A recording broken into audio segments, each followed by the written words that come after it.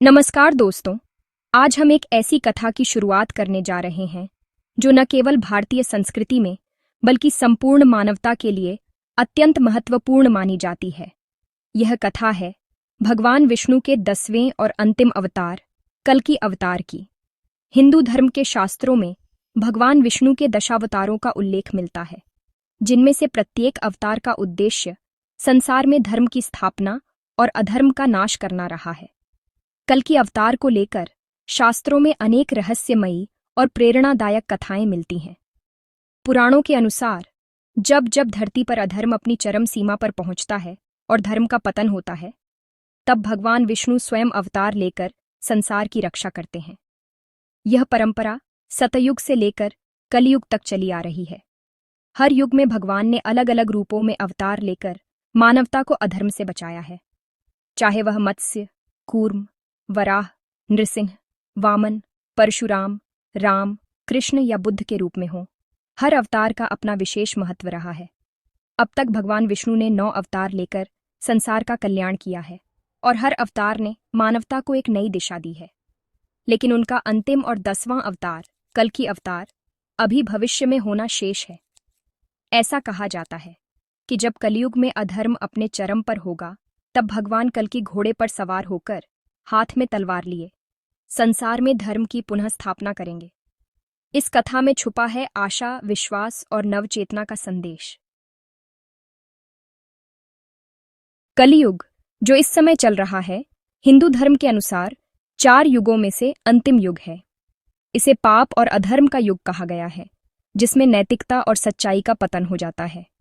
यह वह समय है जब मानव समाज में अराजकता, स्वार्थ और लोभ का बोलबाला हो जाता है। पुराणों के अनुसार कलयुग में मनुष्य अपने कर्तव्यों और धर्म से भटक जाता है और जीवन के उच्च आदर्शों को भूल जाता है। यह युग अंधकार, भ्रम और संघर्षों से भरा हुआ है, जिसमें अच्छाई और बुराई के बीच की रेखा धुंधली हो जाती है। श्रीमद्भागवत महापुराण और विष्णु पुराण जैसे ग्रंथों में कलयुग का विस्तार से वर्णन मिलता है। इन ग्रंथों में लिखा है कि जब लोग धर्म, सत्य और दया को त्याग देंगे, तब कलयुग का प्रभाव सबसे अधिक होगा। लोग अपने स्वार्थ के लिए झूठ बोलेंगे, छल कपट करेंगे और दूसरों का अहित सोचेंगे। समाज में नैतिक मूल्यों का ह्रास होगा और लोग अपने निजी लाभ के लिए किसी भी हद तक जा सकते हैं। भाई भाई का दुश्मन बन जाएगा। परिवारों में प्रेम और विश्वास की जगह ईर्ष्या, द्वेष और आपसी कलह ले लेगी। भाई बहन, माता पिता और बच्चों के बीच रिश्तों में दरार आ जाएगी। पारिवारिक संबंधों की गरिमा और महत्व कम हो जाएगा और लोग अपने स्वार्थ के लिए अपनों से भी बैर करने लगेंगे। माता पिता का सम्मान करना बंद कर देंगे। युवा पीढ़ी अपने बड़ों की बातों को अनसुना करेगी और उनकी सेवा करने से कतराएगी। माता पिता, जो अपने बच्चों के लिए सब कुछ करते हैं, उन्हें ही वृद्धावस्था में तिरस्कार और उपेक्षा का सामना करना पड़ेगा। समाज में बड़ों के प्रति आदर और श्रद्धा की भावना धीरे धीरे समाप्त हो जाएगी। राजा और शासक भ्रष्ट और लोभी हो जाएंगे। वे अपने पद का दुरुपयोग करेंगे और जनता के कल्याण की बजाय अपने स्वार्थ को प्राथमिकता देंगे। न्याय और ईमानदारी की जगह रिश्वतखोरी, पक्षपात और अन्याय का बोलबाला होगा। शासन व्यवस्था में नैतिकता और पारदर्शिता का अभाव रहेगा। लोग सिर्फ धन, काम और भोग विलास में डूब जाएंगे। जीवन के उच्च आदर्शों और आध्यात्मिकता को भूलकर लोग केवल भौतिक सुख सुविधाओं की तलाश में रहेंगे।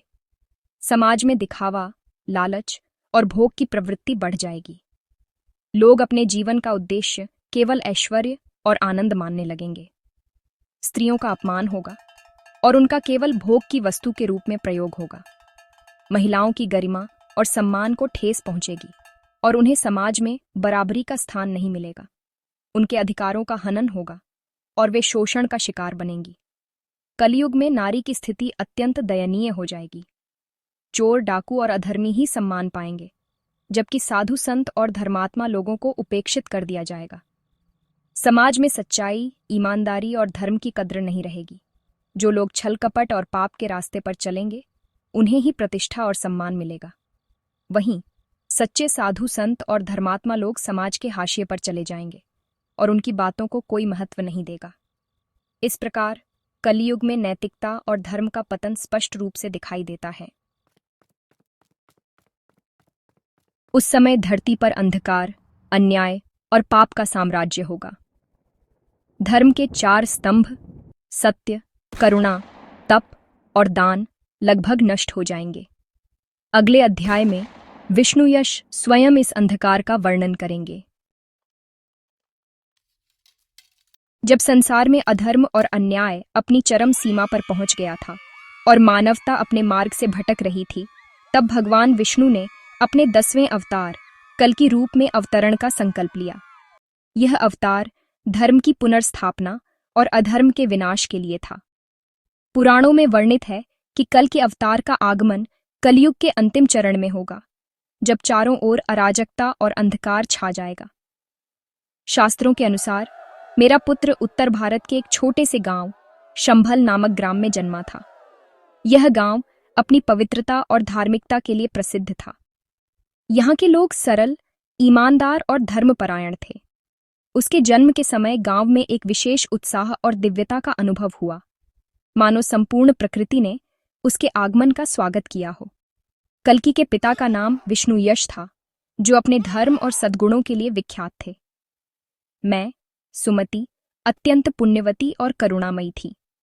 हमने अपने पुत्र के पालन पोषण में धार्मिक संस्कारों और नैतिक मूल्यों का विशेष ध्यान रखा। हमारे घर का वातावरण हमेशा भक्ति और श्रद्धा से ओतप्रोत रहता था। जन्म से ही मेरे पुत्र में असाधारण तेज और अद्भुत गुण प्रकट होने लगे। उसकी बुद्धि, साहस और करुणा ने सभी को चकित कर दिया। बचपन से ही उसमें धर्म और सत्य की ओर विशेष आकर्षण था। गांव के लोग उसे दिव्य बालक मानने लगे और उसके व्यवहार में कुछ अलौकिकता अनुभव करते थे। युवावस्था में पहुंचते ही मेरे पुत्र ने कठोर तपस्या और साधना का मार्ग अपनाया।